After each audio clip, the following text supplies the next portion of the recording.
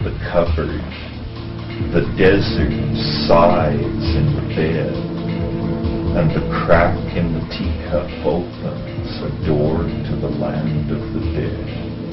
The way to get the hallucinations going is to close your eyes, but look at the back of your eyelids with the expectation that you're going to see something. You bring back an impression, so you have to, make very elaborate metaphors or find ways of triggering perception or being visual. Because that's the other way to bring back an impression. Your language is utterly without dimension. That's what they're saying. Approaches a certain level of fractal hyperdimensionality, and then it can go no further. It can't formally translate itself into objectivity. It's more constrained than we had supposed. And that's why history's vicissitudes, while they provoke great anguish and soul-searching, are ultimately oscillations in a system which preserves appetite for transcendence. An organism is a lower dimensional description of the phenomenon we call time. And in fact, the mushroom said this to me once. What it said was time travel is possible into the future, and time travel is possible into the past, but only as far into the past as the invention of the first time machine. Terence, you said that shamanism is about show business. Are you into show business? Well, I am into show business, but I'm not a shaman. I'm in a slightly more modest branch of show business. Sex, drugs, rock and roll? And education. My life is like science fiction. I feel, I don't know, the word trapped is slightly paranoid, but I feel enclosed within something like a Philip K. Dick novel, because there's a level of plottedness that would alarm a paranoid person. In other words, it seems to be the unfolding of a literary structure. I think as you approach enlightenment, you become a linguistic black hole. And when you're finally enlightened, nobody can understand you at all because you have curved the continuum back around yourself. The fact that I make my living having people understand me convinces me I'm far from enlightenment.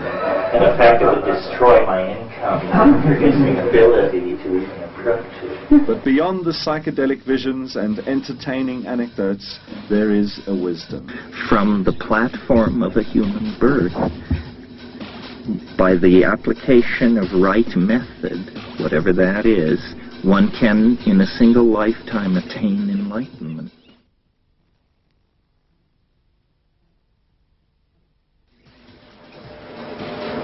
My belief is in communication.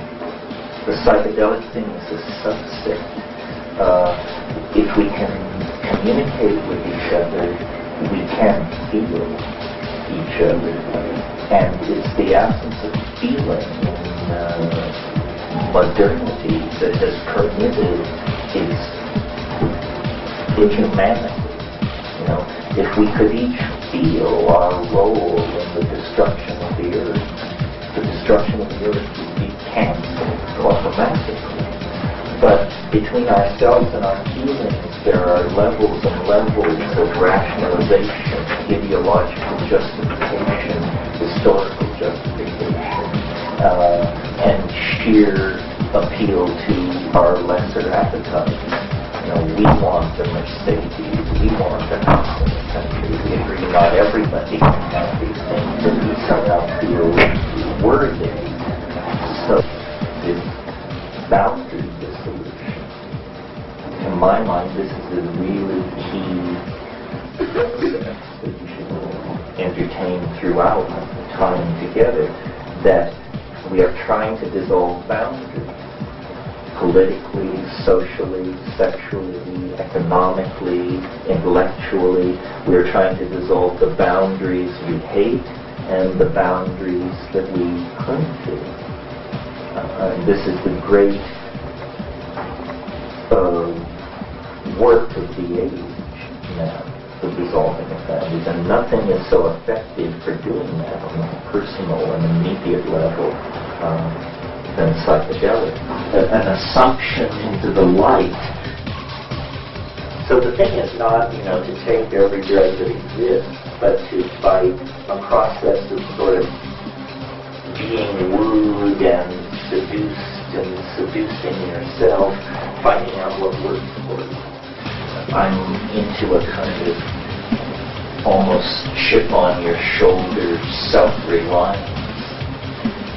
I think people should figure things out for themselves.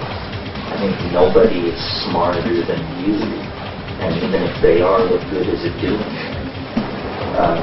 So gurus and at a distance explanations and so forth. A phrase you'll hear me use over and over again is the felt presence of immediate experience. It's actually all you've got. I spent a lot of time, probably 100 times, leaving cannabis aside. I probably spent 100 times more time unstoned, considering what the last time being stoned meant, than stoned. I mean, I regard these things like shamanic journeys, and the idea is to get in there, rescue the pearl of immortality from the dragon's claw, and get out, throw the money on the floor, and while they're all fighting over it, back out and make your escape. And one of the things you might say facetiously about psychedelics is that they're an aging hormone, because they smarten you up in a hurry, I think. The stance of seeking is so easy. Facing answers is an entirely different kind of situation. And with psychedelics, what people come to become very interested in is, where are the brakes, please? How do we slow this down? How do we keep it from going over the edge? How do we keep it from terrifying and controlling? Terence, what advice would you give young South Africans? Educate yourself. Part of what has poisoned the debate on drugs is the fact that the word is too broadly applied. We need to